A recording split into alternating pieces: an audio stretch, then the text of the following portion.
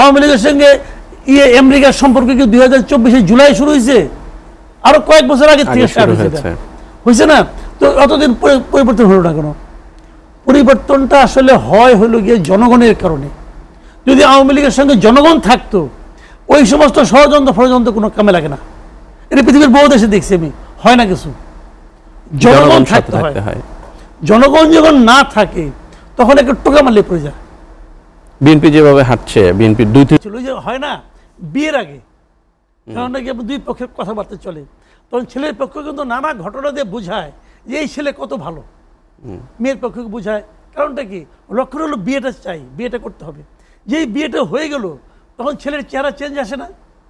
এখন তুমি তো আমার ঘরে চলে আসছো না ভাই, এখন আমি যা করি তা করি, তুমি মাইনাও দেখবা না মাইনাও দেখবা।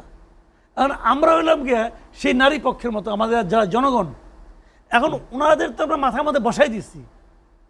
এখন কিন্তু ওনারা আমাকে খুশি করতে চায় না, কবুল বলার আগ পর্যন্ত খুশি করতে চাইতো, ভোটটা দেওয়ার আগ পর্যন্ত খুশি করতে চাইতো, জনগণকে বোঝাতে চাইতো যে আমরা এরকম এরকম এরকম এরকম করি। 7,000 লোককে বহিষ্কার করছি, ভালো কথা করছেন। তখন তো মানে চাঁদাবাজি এনসিপির লোকজন করতো, সন্ত্রাস আপনার বৈষম্যবাদী ছাত্র নামেও করতো চাঁদাবাজি, বিএনপিও করতো, জামাতও করতো, কম কম, জামাতটা কম ছিল, খুবই কম, নেগলিজেবল। তাহলে তখন তো 3 ধরনের লোক করতো।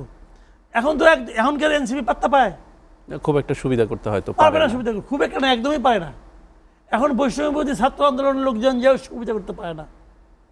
আগে সার্জিস আলম যায় নিয়ে একটা মিটিং করতো ইউএনও বসে, এখন সার্জিস আলম যায় মিটিং করতে পারবে না, পারবে না। তো এখন কে মিটিং করে? এখন করে ওই এলাকার যুব দলের প্রধান, ওই এলাকার ছাত্র দলের সভাপতি, সে এখন গেলে পরে ইউএনও কাঁপে। বহিষ্কার করছে? করে নাই তো, বহিষ্কার তো করে নাই। চাঁদাবাজি কি এখন হচ্ছে না? হচ্ছে, সবই হচ্ছে। কিন্তু এই জায়গাটা আপনি যেটা বললেন যে জনগণ তো আসলে ওই মেয়ে পক্ষের মতো, কিন্তু এই নির্বাচনের ক্ষেত্রে তো বিবাহের ক্ষেত্রে দ্বিতীয়বার আবার 5 বছর পরে কোনো সুযোগ সামনে নাই, একদম আজীবন। কিন্তু নির্বাচনের ক্ষেত্রেও তো সামনে আবার আরেকটা ইলেকশন তো আছে, ওইখানেও আছে। ওইখানেও এক পর্যায়ে ধরুন অসহ্য হয়ে যায়, তখন ডিভোর্স দিয়ে দেয়। ডিভোর্সের অপশনটা পৃথিবীর সব ধর্মেই আছে, পৃথিবীর সব আইনেই আছে। আছে তো, কেন আছে? যে আমার আর সহ্য করতে পারতেছি না রে ভাই, তোমার আচরণ, তোমার ফ্যামিলির আচরণ, অথবা সব মিলে পরিবেশগতভাবে আর আমার সহ্য হচ্ছে না, আমি তোমাকে ডিভোর্স দিলাম। ছেলের পক্ষ দেয়, মেয়ের পক্ষ দেয়। এখানেও 5 বছর পরে ডিভোর্সের প্রক্রিয়াটা আছে। মানুষও দেখে আর সহ্য হচ্ছে না, অনেক সময় কিন্তু গায়ের জোরে রাখে, ডিভোর্স দিতে দিব না, থাকবি না কেন থাক, এই প্রেশার ওই প্রেশার ওই প্রেশার, সামাজিক প্রেশার, নানা ধরনের প্রেশারে কিন্তু দেয়। বাচ্চা কাচ্চা হয়ে গেছে, কি করবে, কই যাবো আর, আগামীতে যে ভবিষ্যৎ আরও খারাপ হইতে পারে।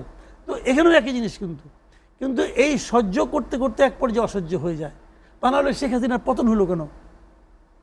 যে যত কিছুই বলুক রে ভাই, শেখ হাসিনা, আপনি আওয়ামী লীগের লোককে জিজ্ঞাসা করেন, তারা বলবে আমরা ষড়যন্ত্রের শিকার, অমুক সে বলে, কিন্তু এগুলি সব ফালতু কথা।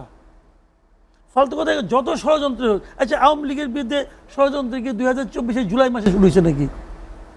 আওয়ামী লীগের সঙ্গে আমেরিকার সম্পর্ক কি 2024 জুলাই শুরু হয়েছে? আরো কয়েক বছর আগে থেকে স্টার্ট হয়েছে না? তো অতদিন পরিবর্তন হলো না কেন? পরিবর্তনটা আসলে হলো গিয়ে জনগণের কারণে। যদি আওয়ামী লীগের সঙ্গে জনগণ থাকতো, ওই সমস্ত ষড়যন্ত্র কোনো কামে লাগে না। এটা পৃথিবীর বহু দেশে দেখছি আমি, হয় না কিছু। জনগণ থাকতে হয়।